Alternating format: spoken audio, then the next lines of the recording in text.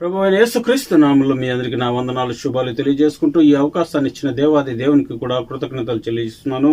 ఈ సమయంలో మనము కొన్ని మంచి విషయాలను ధ్యానం చేద్దాం.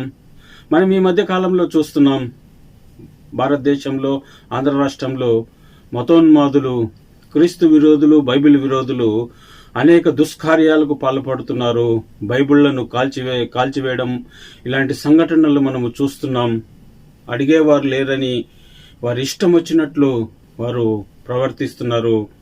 కాబట్టి వీరు ఎలాంటి వారో ఒకసారి మనల్ని మనం గుర్తు చేసుకోవాల్సిన అవసరం ఉంది. ఎందుకంటే ఈ మతోన్మాదులు ఎలాంటి వారంటే బైబిల్ని తగలబెట్టడమే కాదు, వీరు మనుషుల్ని తగలబెట్టగలిగిన దుర్మార్గులైన మతోన్మాదులు, దుర్మార్గులు, వీరు దుష్టులు. చూడండి, మనము సామెతల గ్రంథము 10వ అధ్యాయం 7వ వచనంలో చెప్పినట్లుగా నీతిమంతుని జ్ఞాపకం చేసుకున్నట్టు ఆశీర్వాదకరం అన్నారు. అందుకే ఈ బైబిల్ తగలబెట్టే ఈ సందర్భంలో బైబిల్నే కాదు, వారు మనుషుల్ని కూడా తగలబెడతారు. మనము ధైర్యంగా ఉండాలి అని మిమ్మల్ని దేవుని ప్రేమలో కోరుకుంటూ ఆ గ్రహం స్టెయిన్ వారి గురించి కొన్ని విషయాలను మీతో పంచుకుంటాను. 1998 జనవరి 22 అర్ధరాత్రి ఒరిస్సా రాష్ట్రంలోని మనోహర్పూర్లో జరిగిన సంఘటన ఇది. భారత క్రైస్తవ చరిత్రలో అతి ఘోరమైన సంఘటన. అమానుషమైన రీతిలో తమ జీవితాలను కాల్చబడి ప్రాణాలు కోల్పోయి దుర్బలమైన ఆకారము మిగిల్చిన సంఘటన ఇది. గ్రహం స్టెయిన్స్ వారి జీవితంలో ఇంతకు వారిని ఎందుకు కాల్చారయ్యా? వారిని అంత నిర్దాక్ష్యంగా, అంత అన్యాయంగా ఎందుకు కాల్చారు? వారు చేసిన ఘోరమైన తప్పు ఏంటి? వారు చేసిన ఘోరమైన తప్పు ఏంటి అని మనము చూసుకున్నప్పుడు మనకు చూడండి సమాధానం వస్తుంది. గ్రహం స్టెయిన్ 1941 ఆస్ట్రేలియా దేశంలో పుట్టారు. స్టెయిన్స్ మొదటిసారిగా 1965లో భారతదేశానికి మిషనరీగా వచ్చారు. ఇవాంజలికల్ మిషనరీ సొసైటీ ఆఫ్ మయూర్భంజ్లో చేరి గిరిజన ప్రాంతాలలో సువార్తను ప్రకటించడం ప్రారంభించాడు.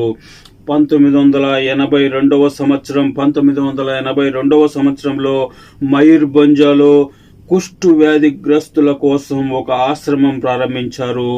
1983లో బారిపదాలో కూడా సేవ చేయడం ప్రారంభించారు. అదే సంవత్సరం పెళ్లి చేసుకుని ఉన్నారు. వీరికి 3 సంతానము. వారు ఏస్తేరు, ఒక అమ్మాయి, 2 మగపిల్లలు. ఒక అమ్మాయి పేరు ఏస్తేరు, ఫిలిప్పు, తిమోతి అనే ఈ పిల్లలు స్టీన్స్ స్థానిక భాష నేర్చుకొని సైకిల్ మీద తిరుగుతూ సువార్త చేసేవారు. దేవుని ప్రేమను చెప్పడం కంటే దేవుని ప్రేమను చూపిస్తూ అనేక మందికి సేవ చేస్తూ ఆయన జీవితాన్ని కొనసాగించినట్లుగా మనం చూడగలము. అలాంటి గ్రాహం స్టెయిన్స్ జనవరి 22వ తేదీ అర్ధరాత్రి తన కుమారులైన ఫిలిప్పు, తిమోతితో వ్యాన్లో ఉండగా కొందరు మతోన్మాదులు వ్యాన్ను చుట్టుముట్టారు. గ్రాహం గారిని, 2 కుమారులను దారుణంగా కొట్టారు. అయినా కూడా వారి కోపము, వారి కసి, వారి పగ చల్లారలేదు. తర్వాత కసి తీరా కత్తుతో పొడిచారు. అయినా కూడా వారికి కసి తీరలేదు. అప్పుడు వారిని ఆ వ్యాన్లో వేసి వ్యాను క్రింద ఎండుగడ్డి పెట్టి నిప్పంటించారు.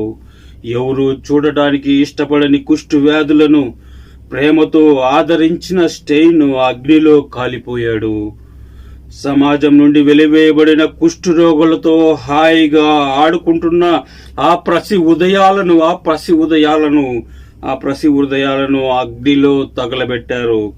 ఈ సంఘటన ఎంతో మందిని కలిచివేసింది. ఇంత దారుణంగా చంపడానికి కారణం ఏమంటే తెలుసా? భోగ్యభాగ్యాలు కలిగిన ఆస్ట్రేలియా అయిన తన దేశంను వదిలి సమాజం నుండి నిర్దాక్షిణ్యంగా త్రోసివేయబడిన కుష్టు రోగులను తన ఆశ్రమంకు చేర్చి వారి కోసం తన జీవితంను ధారపోశాడు. క్రీస్తును ప్రకటించడం, యేసు క్రీస్తు చెప్పిన మాట, నిన్ను వలె నీ పొరుగు వారిని ప్రేమించు అన్న మాటను పట్టుకొని సొంత దేశాన్ని వదిలి సొంత వారిని వదులుకొని వచ్చి పరాయి దేశంలో పరాయి వాళ్ళ కోసం వచ్చినందుకు దాదాపు 1 రోజు 2 రోజులు కొద్ది రోజులు 1 సంవత్సరం కాదు ఆయన సేవ చేసినది.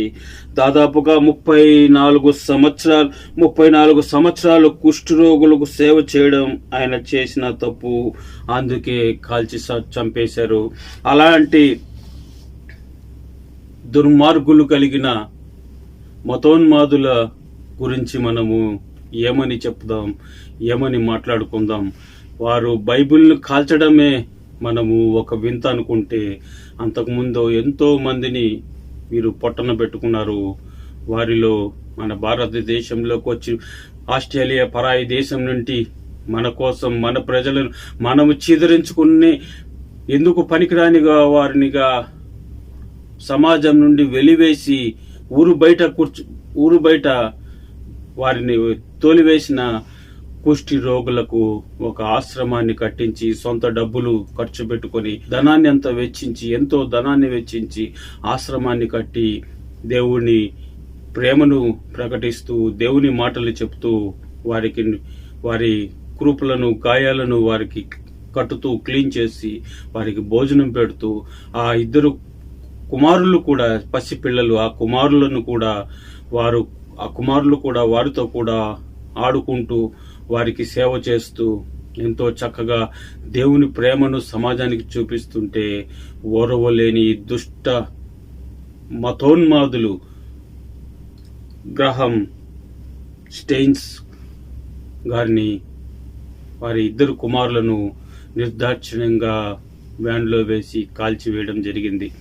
అంతేకాదు వారి కుమార్తె, అతని భార్య వారు చెప్పిన మాట మనము వింటే ప్రతి క్రైస్తవుడు కూడా వారందరినీ ఆదర్శంగా తీసుకోవాల్సిన కుటుంబము. అది క్రీస్తు చేత దేవుని చేత ఆశీర్వదించబడిన కుటుంబం అంటే అది ఆశీర్వాదం. అంటే అది అతని భార్య, అతని కూతురు ఏమన్నారంటే, పట్టుకున్నప్పుడు ఆ దుష్కార్యం చేసిన దుర్మార్గులను పట్టుకున్నప్పుడు వారిని క్షమించి వదిలేయండి అని చెప్పి వారు చెప్పినట్లుగా వారి సాక్ష్యం మనం విన్నప్పుడు తెలుస్తూ ఉంటుంది.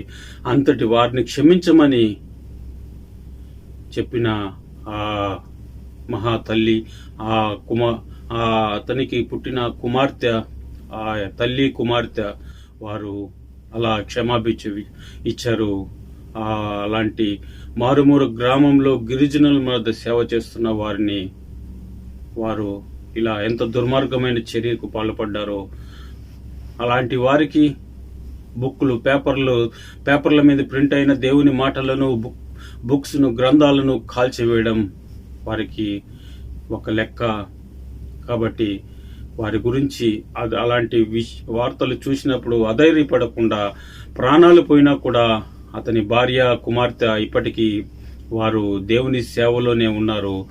వారిని మనం ఆదర్శంగా తీసుకొని ధైర్యంగా క్రీస్తు కోసం చావుకైనా సిద్ధమే, కానీ మేము క్రీస్తును ప్రకటించి క్రీస్తు ప్రేమను లోకానికి చాటి మేము ఏమైనా పర్వాలేదు క్రీస్తు ప్రేమను చాటిస్తామని ధైర్యంగా ముందుకు రావాల్సిన అవసరం ఉంది. ప్రతి క్రైస్తవుడు స్పందించాలి. దేవుడు ఇచ్చిన అవకాశాన్ని దుర్వినియోగం చేసుకుంటూ ఎవరి ఇష్టానుసారంగా వారి ఆనందంలో వారు ఉన్నారు. దేవుని మీద, క్రీస్తు మీద, బైబిల్ మీద, క్రైస్తవం మీద దుష్టులు, దుర్మార్గులు, మతోన్మాదులు పెట్టరేగిపోయి విర్రవీగుతూ మాట్లాడుతుంటే ఎవరు కూడా స్పందించే స్థితిలో లేరు. అతి కొద్ది మంది మాత్రమే స్పందిస్తున్నారు. ఐక్యత అనేది లేదు, లోపించింది. అందుకే వారికి భయం అనేది లేదు. వారికి భయపడే విధంగా క్రైస్తవులంతా ఏకంగా ఉన్నారు అనేది వారికి తెలుసు. క్రైస్తవులు ఏకంగా లేరు. ఎన్నో డినామినేషన్లు, ఒక పాస్టర్కి పడదు, ఒక విశ్వాసికి పడదు.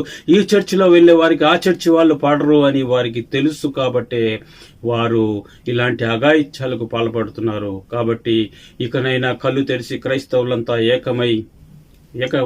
ఒకటిగా ఉంటే ఇలాంటి మతోన్మాదులను ఎదిరించడానికి దేవుడు కూడా మీకు తోడుగా ఉంటాడు. అటువంటి కృపను దేవుడు మనకు దయచేయాలని కోరుకుంటూ ఈ కొద్ది విషయాలను మీ ముందుకు తీసుకొని వచ్చాను. ఎన్నిసార్లు జ్ఞాపకం చేసుకుంటే అంత బలంగా మనము దేవుని పనిలో మనము ముందుకు సాగగలము. అందుకే ఈ విషయాలన్నీ మీ ముందుకు తీసుకొని వచ్చాను. ఈ అవకాశాన్ని ఇచ్చినందుకు వందనాలు చెల్లిస్తూ దేవునికి మీకు కూడా వందనాలు చెల్లిస్తున్నాను. మన YouTube channel saviour Jesus Christ అని మన యూట్యూబ్ ఛానల్ని సబ్స్క్రైబ్ చేసుకోండి, షేర్ చేయండి. అనేక మంది వరకు ఈ విషయాలన్నీ కూడా తీసుకువెళ్ళమని ప్రభుత్వంలో కోరుకుంటూ సెలవు తీసుకుంటున్నాను.